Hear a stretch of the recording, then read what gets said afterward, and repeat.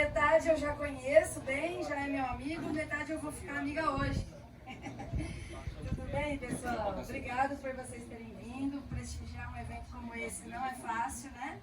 Só rapidinho, nós estamos aqui já desde o ano passado tentando organizar esse evento aqui. E na última hora nós conseguimos o patrocínio também do Senar e estamos aqui hoje fazendo esse encontro maravilhoso. Eu não faço apresentação no Data Show, né? Porque além de eu não ter muito tempo, eu também estou vendo essa natureza aqui maravilhosa. A Luísa falou já, né, da chácara. A chácara está fazendo 10 anos aqui. Há 10 anos atrás não tinha nada aqui. Era um descampado com algumas estufas de hidroponia, né?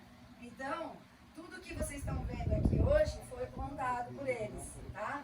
Então, a natureza, ela se regenera. A gente só não precisa atrapalhar ela, né? Mas a gente pode ajudar a natureza.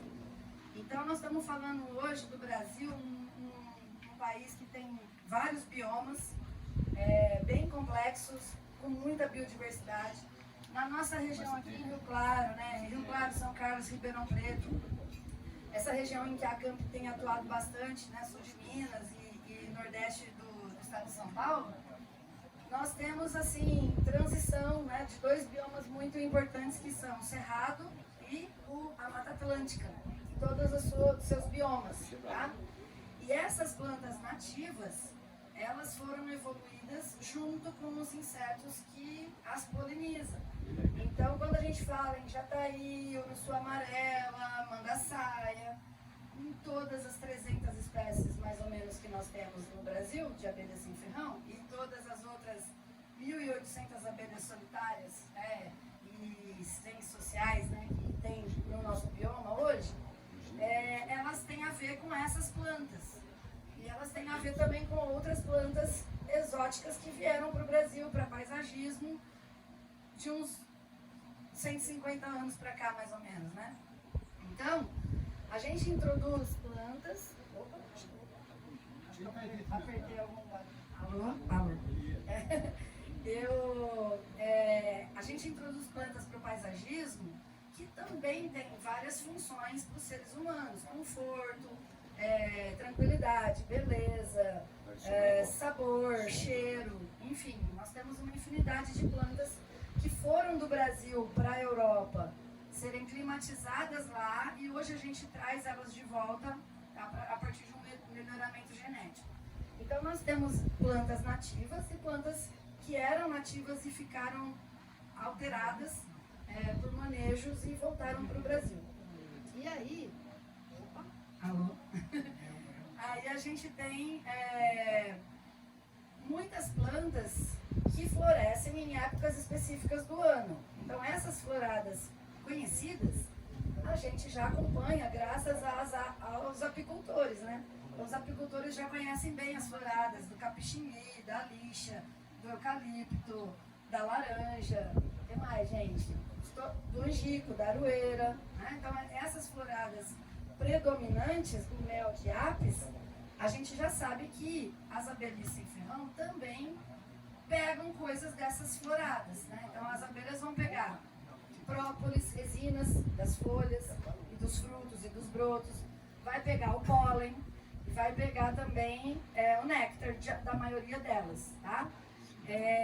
Fora essas floradas predominantes e também essas floradas predominantes das nativas, a gente tem uma perda muito grande dos biomas naturais, então nós perdemos muitas árvores desses biomas. Então o pasto, né, melitossomático, não sei, melitófilo, vamos falar assim, melitófilo, ele diminuiu.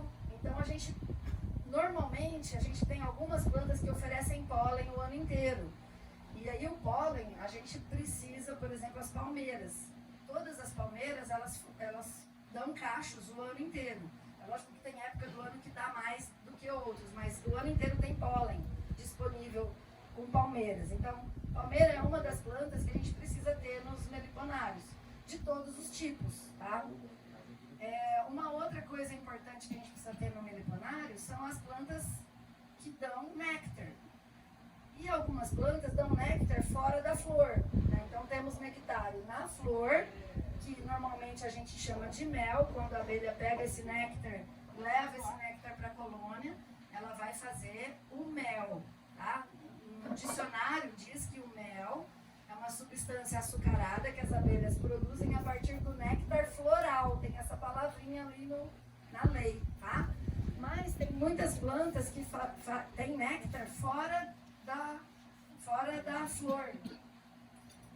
Então existem plantas que têm nectários extraflorais. Então a maioria das leguminosas, por exemplo, sibipiuna, pau-fel, ingá, e também algumas plantas exóticas, que nem seringueira, por exemplo. A seringueira também tem nectários extraflorais. Então, quando as plantas pegam o néctar desses lugares doces da planta, ela faz a mesma substância açucarada que ela sabe fazer, da receita de família. Só que na nossa lei não pode chamar de mel, tem que chamar de melato, com T de tatu, melato. Então, melato é quando a abelha usa uma substância açucarada fora da flor, né? Fora do nectário floral. Então, quem tem seringueiras, por exemplo, no seringal, você pode ter várias caixas de jataí, uma a cada 10 árvores, e você vai produzir mel de jataí, só que não pode chamar de mel, tem que chamar de melato, porque ela pode produzir mel de seringueira? Pode, porque tem época do ano e tem variedade de seringueira que tem floração, mas a maioria é melato mesmo, tá? Então, tem substâncias boas, é um mel. Ela produz própolis também. Temos uma visita ali que não está inscrita. Macaquinho.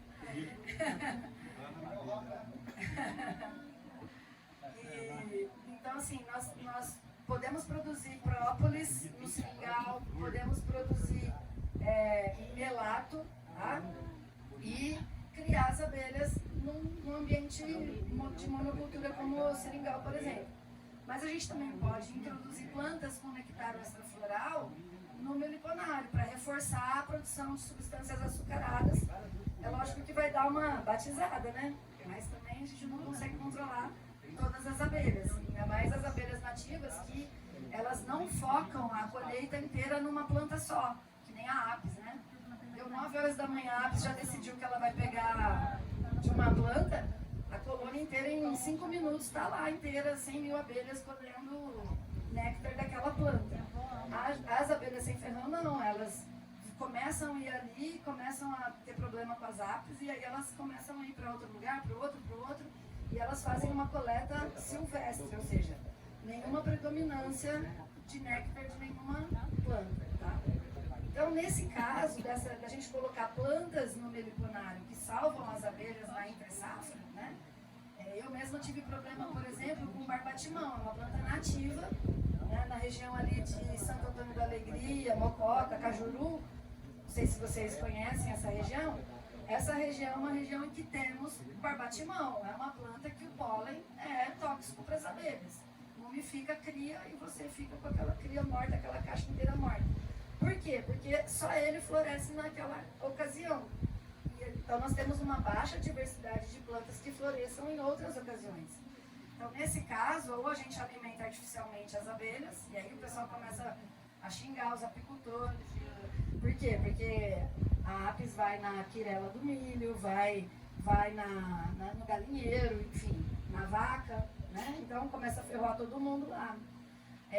Nas abelhas sem ferrão não tem esse problema. Qual que é o problema? Elas morrem de fome. Elas param a cria, param a postura. Então a gente precisa diversificar o pólen para esses locais. O pessoal fala muito também da gente tirar algumas plantas da natureza. Vamos tirar a espirradeira, vamos tirar o ninho, né? Tem mais? A espatódia, né? O que nós vamos fazer com essas plantas? Aumentar a diversidade e as opções. As abelhas nativas têm preferência em comer plantas nativas. Se a gente não tem plantas nativas, ela vai comer o que tem. Né? Tem abelha sem ferrão indo no galinheiro pegar milho. Né? Então, assim, não é normal. A gente precisa aumentar a diversidade. Se a gente não conseguir aumentar a diversidade de produtos, de pólen, resina e néctar, de plantas nativas, nós temos que colocar plantas exóticas. Aí vai entrar o amor agarradinho, vai entrar vários tipos de eucalipto, né? Então, nós temos algumas opções para pasto melitófilo. Então, assim, manter palmeiras no pasto, colocar a cerca viva o máximo possível. A cerca viva, além dela ser um lugar para as abelhas pararem, para tomar um ar, pegar uma umidade, elas podem pegar resina, elas podem pegar néctar, elas podem pegar pólen também. Então, e além disso, ela também é um barra-vento, ou seja, diminui a velocidade do vento em que as abelhas consigam gastar menos energia daquilo que elas pegaram para voltar para a caixa. Porque senão elas voam, pegam bastante néctar, pegam pólen e na hora de voltar elas consumiram néctar e chega lá e fala, ó, tem uma árvore ali e puf, cai tudo do lado. Então, para a gente evitar isso, a gente precisa fazer barreiras ao longo do meliponário. Tá? Uma outra coisa muito legal que no nosso grupo tem sido mostrado bastante, Pereira, Ricardo também, água, né? Água ou umidificando o ambiente ou uma fontezinha de água circulando ali com alguma plantinha flutuante para que a abelha pare e pegue água, né? É muito importante a água no meliponário. E quando a gente fala dessa água, se a gente coloca uma planta que não precisa de água, a gente até esquece de jogar água. Mas se a gente coloca plantas que precisem de água, a gente chega em casa, a primeira coisa que vai falar, nem fala oi pro marido, né? Já vai pegando a mangueira e jogando água nas plantas. Depois que falou com todas as abelhas, oi bem, tudo bem? Ainda bem que o meu não tá aqui, né? Para não confirmar essa situação. Mas a gente precisa, então, manter uma umidade em casa. Na minha casa em Ribeirão Preto, algumas pessoas conhecem, né? É bem apertada e no fundo é cimentado, não tem área permeável. Aí o que eu fiz? Comecei a fazer a composteira da poda da jardinagem no chão, no cimento. E aí eu jogo água nessas folhas e embaixo começa a formar humus, argila, e as mandaçaias vão ali, ó, e pegam essa argila e começa a pôr nas caixas. Então eu consegui, mesmo num espaço cimentado, manter uma umidade, a produção da argila e do humus e também algumas plantas que salvam as abelhas. Lá em casa eu tenho amor agarradinho, bastante manjericão e ainda assim eu acabei perdendo bastante abelha de jataí por fome agora em julho e agosto desse ano. Foi um ano que eu tive uma perda. Ainda não tenho certeza se foi só por causa de fome ou se foi uma borá que está gigante lá em casa, que está dominando o espaço ali. Então ela está chegando para lá, dominou o quintal. Mas a gente precisa ficar pensando nessas abelhas, porque senão a gente vai ter que ficar fazendo xarope, cobrando o Brudex, né? Enfim. E também o pólen, né? Tem muita gente aí falando, alimento ou não alimento com pólen, né? Então a gente precisa oferecer pólen. O pólen ele é mais acessível para as abelhas. Tem muitas plantas que colocam o pólen para fora da flor. Então as jataís acabam pegando esse pólen. Alguns pólens podem dar um gosto ruim na planta, na colmeia. Eu tive problema lá em casa com um goimbê que eu plantei, né, um goimbê da Guiné, e ele dá uma flor que vem a abelha bombus, ela fica ali e tal. Só que as minhas abelhas começaram a ir ali pegar também, não sei se resina ou se o pólen, e a hora que você come, nossa senhora, é muito amargo. Muito amargo, não dá pra comer. Você põe na boca, na hora que você roda pra cá, roda pra lá, aí você tem que lavar a língua. Horrível, horrível. Então, assim, tive problema com o pólen. O néctar não, o sabor do mel tá normal, mas o pólen impalatável, tá? Então, tive problema de impalatabilidade com pólen, com pimenta. Não sei o que aconteceu, que raio da abelha, que ela pegou, que tava com gosto de pimenta. Estraga o pólen de apis, estraga o pólen de tudo quanto é coisa. Tive problema com pólen de girassol, né, horrível. Amargo deve ser medicinal, falta pesquisa. Nós temos aqui uma pesquisadora também que está ajudando aí. Então, o pólen de girassol, muito, muito amargo. Para comer in natura, que é o que a gente está acostumado a comer de colher, assim, não tem condição nenhuma. Mas de repente fazer um tabletinho e tomar em cápsula pode ser que seja excelente para alguma coisa. Né? Produz demais, né? Tive uma ocasião aí, achei que ia ficar rica e ainda bem que eu não assinei nenhum contrato. Senão eu ia ter que ficar com esse pólen aí e não ia saber o que eu ia fazer. Mas esse pólen de girassol, muito ruim de comer, mas muito bom de produção. Pólen de pimenta, pólen do barbatimão e agora esse pólen do goiabê não ficou legal na minha casa. Por quê? Porque minha casa é o único lugar verde do quarteirão inteiro. Então assim, eu tenho um palmito Jussara, tenho um mamão, o pólen de mamão também é bem amarguinho, né? Dá pra comer, mas é amargo também. E o amor agarradinho, que é uma planta que salva as abelhas porque ele floresce no inverno inteiro. Então, o amor agarradinho é uma trepadeira que eu acho que hoje em dia tem que ter. E vai ter para vender aqui, a Luísa tem dúvida, né? Agora, temos os cipós nativos, né? Os cipós que florescem na entre-safra, né? Que a gente conhece aqui no nosso estado de São Paulo, né? De maio a agosto é o inverno, que na verdade não é frio, é seco. A gente tem mais problema com a secura do que com o frio, a temperatura, né? Lá em Ribeirão Preto, de onde eu venho, só tem 2 dias de frio. Um que você passa frio e o outro que você compra a estação do ano que você vai usar o ano que vem, né? Então lá não tem problema com frio, mas lá na região de Franca, onde eu tenho meliponário, tem problema. Tive 3 geadas no ano passado, que judiou bastante do meliponário.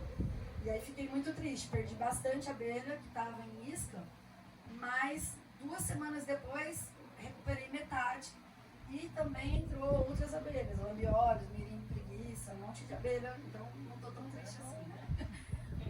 Mas de fato a gente precisa disponibilizar oco de árvore. Então quando a gente fala de planta nativa, a gente pensa néctar, pólen, resina, mas o oco da árvore, que é um oco natural em que a abelha vai se instalar, todas as plantas, elas começam a fazer um oco, umas com maior velocidade e outras com menor velocidade. O zanão tem um toco lá na entrada que está cortado no meio. É um oco natural de árvore onde já teve abelha.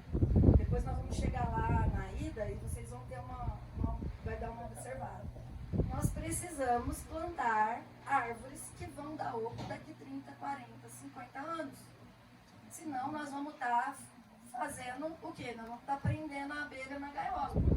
Se a gente artificializar o lugar que as abelhas vão estar, colocando a abelha em caixa, a gente não vai ter essa abelha mais na natureza. Então, provavelmente, muitas espécies a gente vai perder. Nós precisamos plantar. Precisa plantar ipê, precisa plantar sibipiruna, pau-ferro, jatobá, jequitibá. Todas essas árvores enormes que a gente tem pânico na cidade, né? Que ensinam pra gente que essa árvore o bandido vai usar para pular na sua casa, né? O bandido faz um buraco na parede, você acha que ele vai ter que escalar a árvore? Ele quebra o bloco e entra na sua casa. Pensar em árvore adulta, gente. Eu vejo a diferença, né? Rio Claro era uma cidade arborizada, está menos arborizada. Piracicaba, você chega lá, tem avenida que fecha a copa da árvore, você anda que nem um túnel na sombra. Então, assim, é uma questão de poucos anos, 10, 15 anos. A chácara alternativa tem 10 anos que está assim, arborizada. É lógico que tinha uma ou outra árvore aqui, eu acho, né? Uma castanheira, jabuticaba, Mas a maioria é tudo plantado, né? E num solo duro aqui, né? Mas em 10 anos você consegue ter uma boa arborização. Pereira mesmo recuperou o sítio dele inteiro, praticamente, né? Sentou na primeira fila. Ela tá querendo assinar, tá querendo participar. Tá querendo participar. É inquilina, gente. Ó, o Thiaguinho tá perguntando aqui qual planta faz o oco mais rápido.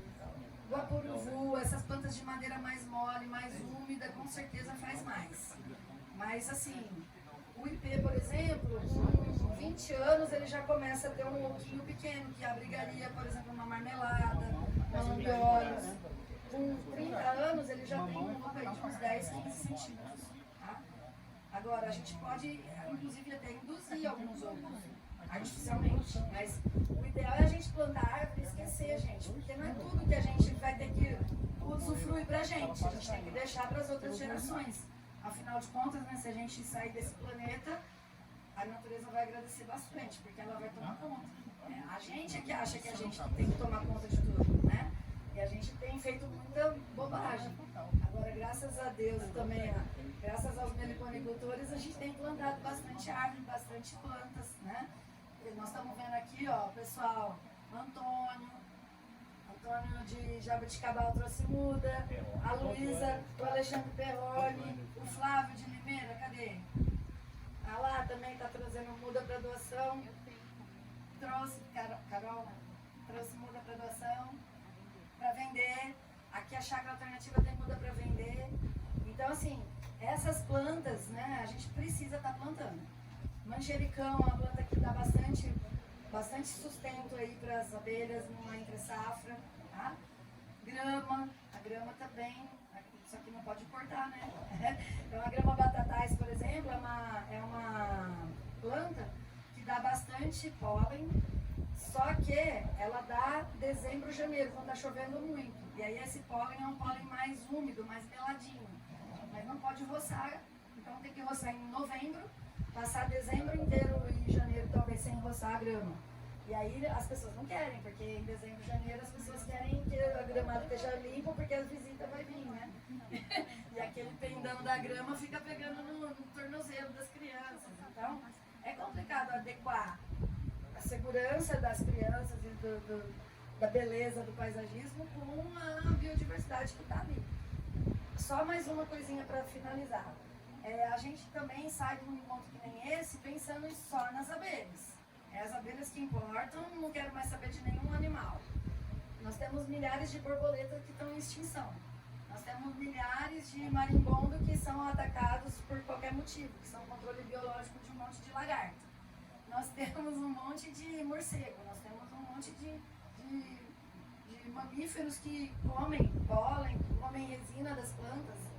Então, assim, nós não podemos ficar pensando só nas abelhas. Eu sei que aqui a gente quer que vocês pensem nas abelhas hoje. Mas a gente tem que pensar no ecossistema. O que a abelha gosta? A abelha gosta do ecossistema equilibrado.